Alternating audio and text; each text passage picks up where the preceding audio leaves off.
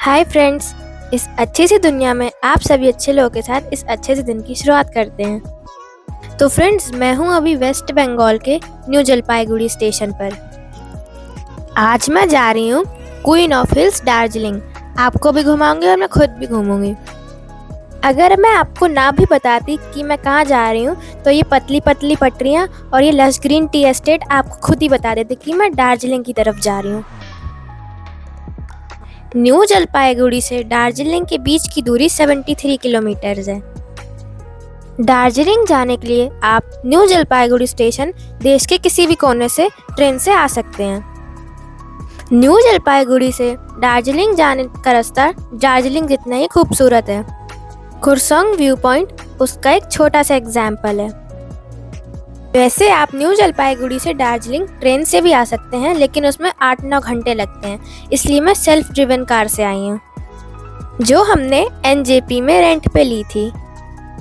इन सुंदर से पहाड़ों में ये सुंदर सी टॉय ट्रेन कोई सुंदर सपने से कम नहीं है। होटल पहुँच के थोड़ी देर आराम करके हम मॉल रोड की तरफ निकल पड़े। मॉल रोड आते ही सबसे पहले हम यहाँ की सबसे आइकॉनिक स्टोर होप ग्लेनारी बेकरी पे पहुँच गए। फ्रेंड्स, ये बेकरी 150 ईयर्स पुरानी है।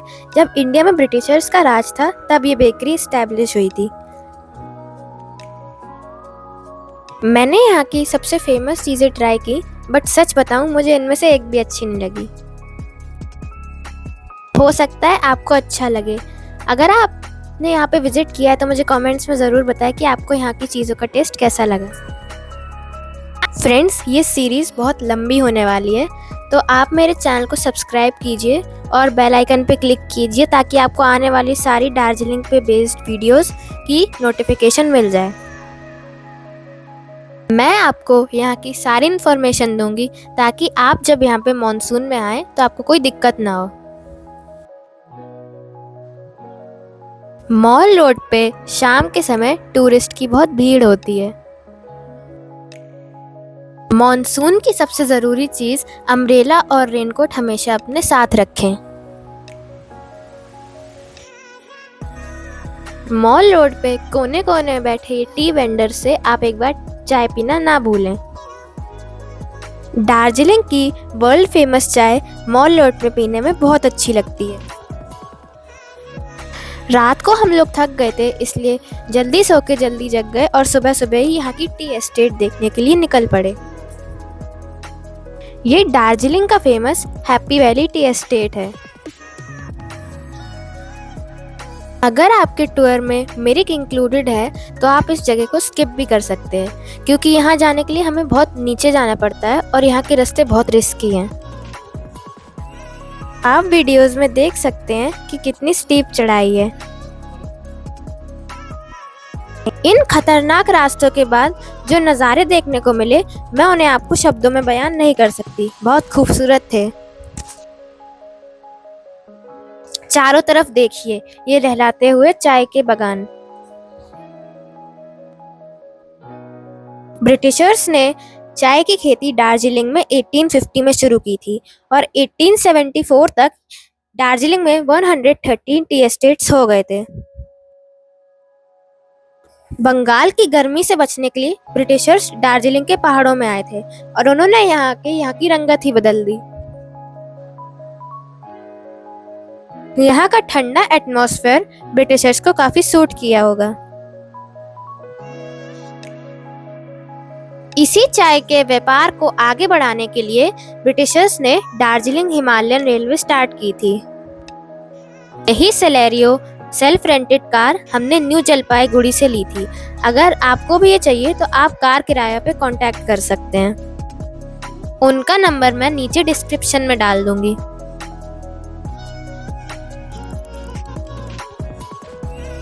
दिल्ली नोएडा के पॉल्यूशन के बाद मुझे दार्जिलिंग के नेचर में आके बहुत अच्छा लग रहा है। अब हम दोबारा इन खतरनाक रास्तों से ऊपर जा रहे हैं।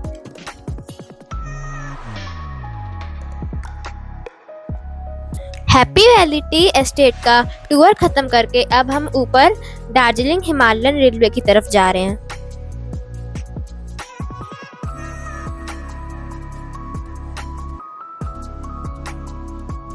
दोस्तों, आपको पता है यूनेस्को ने दार्जिलिंग हिमालयन रेलवे को 1999 में वर्ल्ड हेरिटेज साइट घोषित किया था। ये है अंग्रेजों द्वारा बसाया गया पुराना दार्जिलिंग।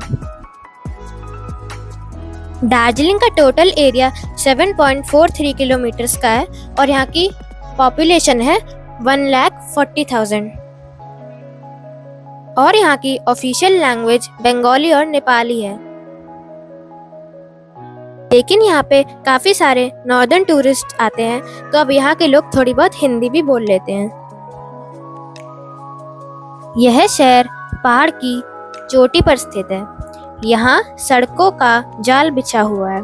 ये सड़कें एक दूसरे से जुड़े हुए हैं।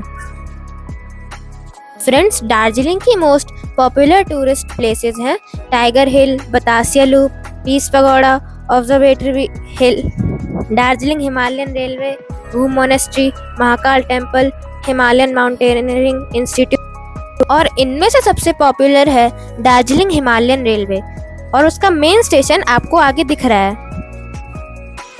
ये है दार्जिलिंग का रेलवे स्टेशन। दार्जिलिंग की मेन प्रॉब्लम है पार्किंग। मुझे रेलवे स्टेशन के पास कहीं भी पार्किंग नहीं मिली तो यहीं नियर बाय हमारा होटल है जिसमें पार्किंग की फैसिलिटी थी, तो हमने वहां पे अपनी कार पार्क की और वहां से यहाँ पे पैदल आ गए। अगर आप इस वीडियो को देखते देखते यहाँ तक पहुँच गए हैं, इसका मतलब आपको मेरा ये वीडियो अच्छा लगा है। और अगर आपको मेरा ये वीडियो अच्छा लगे तो इसे लाइक कीजिए, मेरे चैनल को सब्सक्राइब कीजिए।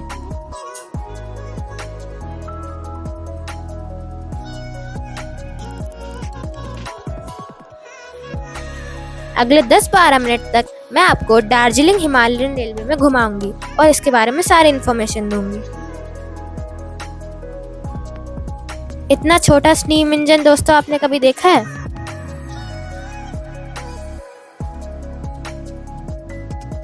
ये देखिए, यहाँ पे एक छोटी सी पार्किंग है और वो भी फुल है। तो फाइनली हम दार्जिलिंग रेलवे स्टेशन पहुंच गए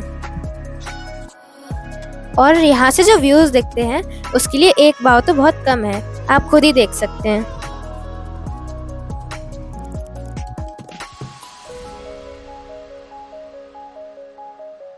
इन बादलों को देख के ऐसा लग रहा है कि हमने कोई पेंटिंग बना रखी है और उसमें नकली बादल डाल दिए हैं।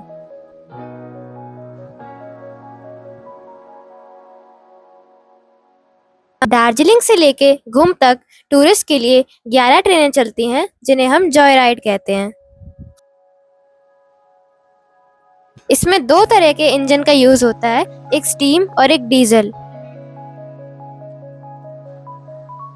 डीजल इंजन वाली जॉय राइड का प्राइस पर पर्सन 1000 रुपीज है और स्टीम इंजन वाली जॉय राइड का प्राइस पर पर्सन 1500 है। सामने से डीजल इंजन वाली ट्रेन आ रही है। इनकी विसल की आवाज से मुझे कितनी ज्यादा एक्साइटमेंट हो रही है मैं आपको बता नहीं सकती हूँ। दार्जिलिंग में घूमते हुए आपको इनकी विसल बार बार सुनाई देगी। अभी कोच से इंजन को अलग किया जा रहा है और इसे घुमा के आगे लगाया जाएगा। इनसे उतरने वाले टूरिस्ट काफी खुश लग रहे हैं।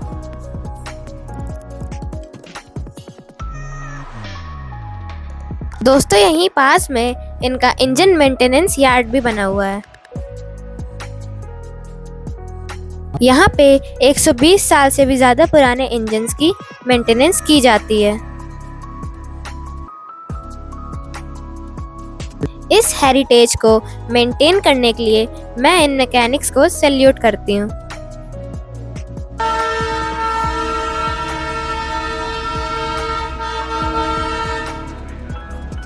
कोल इंजन्स के पास टेम्परेचर काफी हाई था और इतनी गर्मी में देखिए कैसे काम कर रहे हैं।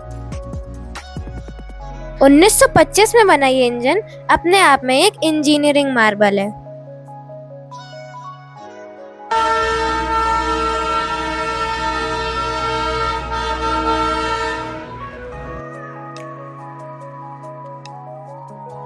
स्टेशन पे बैठ के हम अपनी ट्रेन के आने का इंतजार करने लगे। फ्रेंड्स, मैं आपको एक एडवाइस दूं, आप अपना रिजर्वेशन डीजल इंजन वाले ट्रेन में ही कराना, क्योंकि स्टीम इंजन से बहुत सारा कोल गिरता है और ये आपके कपड़े और फेस को खराब कर सकता है। ये एडवाइस मुझे यहाँ के एक रेलवे के ऑफिसर ने दी।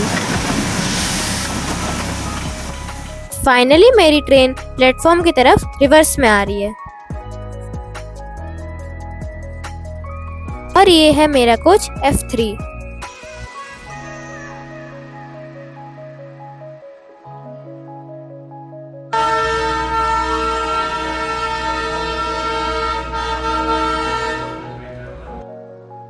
जब ये ट्रेन सड़क से क्रॉस करती होगी तो इससे ये हॉर्न बहुत बार बजाना पड़ता होगा। ये है 1:25 पे चलने वाली डीजल जॉयराइड, जो कि हमें घूम स्टेशन तक ले जाएगी और घूम से वापस दार्जिलिंग लाएगी। दार्जिलिंग हिमालयन रेलवे, जिसे टॉय ट्रेन के नाम से भी जाना जाता है, भारत के पश्चिम बंगाल में एक नैरो गेज रेलवे है जो न्यू जलपाईगुड़ी और दार्जिलिंग को जोड़ती है। यह अपने सुंदर मार्ग के लिए प्रसिद्ध है, जिसमें लूप, जिगजैग और हिमालय के शानदार दृश्य हैं। यह रेलवे यूनेस्को की विश्व धरोहर स्थल है और एक लोकप्रिय पर्यटक आकर्षण है। तो फाइनली इस वर्ल्ड हेरिटेज ट्रेन पे मेरी जर्नी स्टार्ट हुई। यह रेलवे 2 फीट 610 मिलीमीटर गेज का उपयोग करती है, जो इसे एक अद्वितीय नैरो गेज रेलवे बनाती है।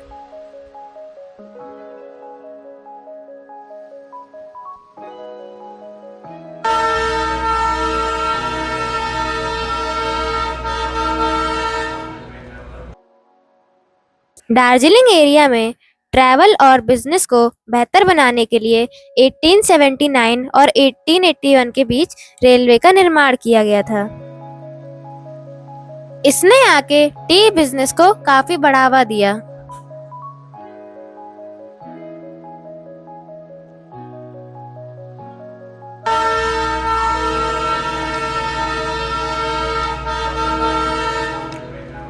इस ट्रेन ने दार्जिलिंग में रहने वाले लोकल वासियों से दोस्ती कर रखी है। ये ट्रेन घरों और दुकानों के इतने पास से निकलती है, तब भी यहाँ पे कोई एक्सीडेंट्स नहीं होते। ये देखिए दोस्तों, कितने पास से जा रही है ट्रेन। जिस कोच में बैठी हूँ उसे विस्टाडोम कहते हैं। इसमें हम चारों तरफ से नज़ारे देख सकते हैं और जब नज़ारे इतने खूबसूरत हो तो देखना तो बनता ही है।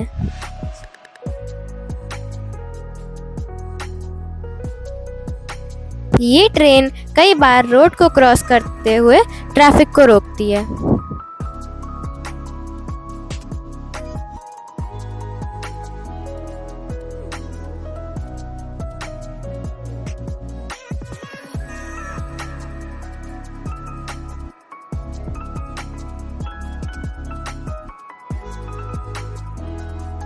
ट्रेन जब मुड़ती है और हम उसे खिड़की से देखते हैं तो वो नज़ारा बहुत अच्छा दिखता है।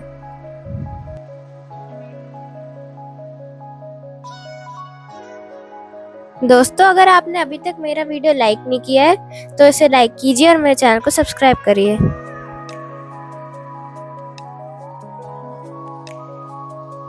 फ्रेंड्स, यहाँ पे ऑटो रिक्शा कम चलते हैं, लेकिन यहाँ पे टाटा सूमो चलती है, जिसमें आप 5 to 6 किलोमीटर का डिस्टेंस 20 रुपए देके कवर कर सकते हैं।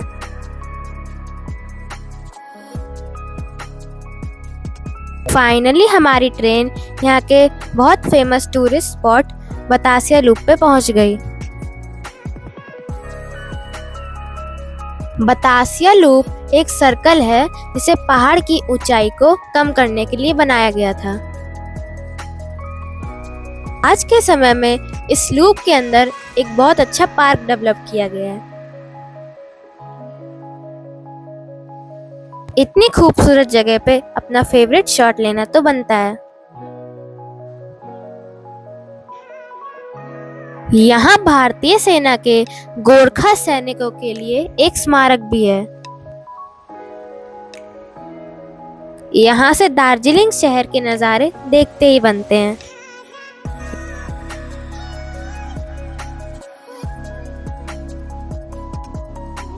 पंद्रह मिनट रुकने के बाद हमारी ट्रेन आगे बढ़ चली।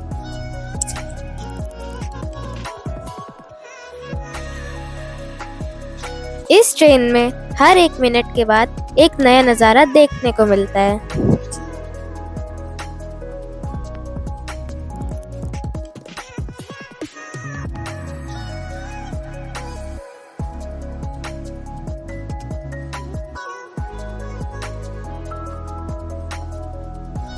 ये देखिए, ट्रेन के लिए सारा ट्रैफिक रुका हुआ है।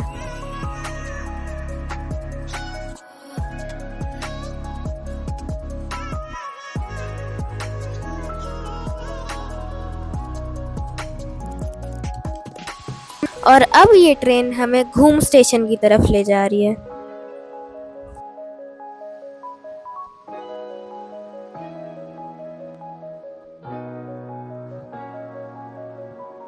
घूम रेलवे स्टेशन यह भारत का सबसे ऊंचा रेलवे स्टेशन है, जो 2258 मीटर की ऊंचाई पर स्थित है। यहाँ से ट्रेन का इंजन आगे से घूम के पीछे चला जाता है और हमें वापस दार्जिलिंग की तरफ ले जाता है।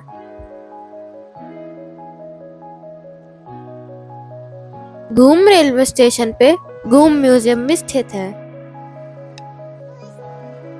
ट्रेन यहाँ 20 मिनट के लिए रुकती है और आप इन 20 मिनट में घूम म्यूजियम एक्सप्लोर कर सकते हैं।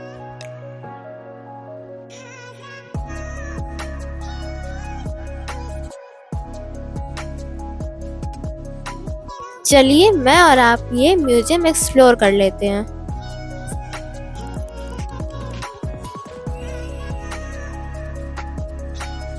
घूम म्यूजियम के अंदर आपको दार्जिलिंग हिमालयन रेलवेज की हिस्ट्री बताई गई है और अच्छे से समझाई गई है। तो आप अपने बच्चों के साथ इसे जरूर विजिट करिएगा। मेरी उम्र के बच्चों के लिए ये म्यूजियम बहुत इंफॉर्मेटिव है।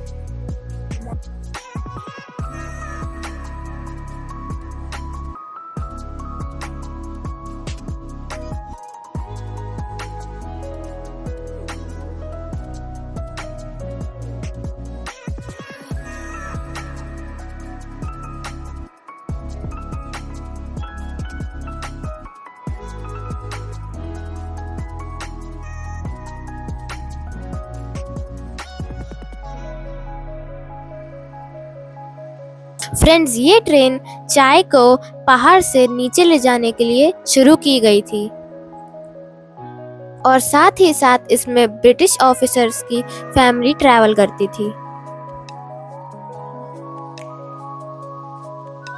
दोस्तों, ये है वो अंग्रेजों के समय के मालगाड़ी के डिब्बे।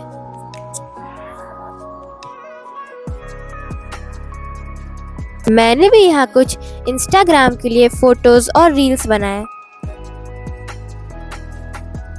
Piece Pagoda, Nepal border, Mirik, इन सारे टूरिस्ट प्लेस की इंफॉर्मेशन मैं आपको नेक्स्ट वीडियो में दूंगी। और अभी मैं ये वीडियो एंड करने जा रही हूँ। तो अगर आपको मेरा ये वीडियो अच्छा लगे, इसे लाइक कीजिए, चैनल को सब्सक्राइब कीजिए और अच्छे अच्छे कमेंट्स कीजिए। बाय।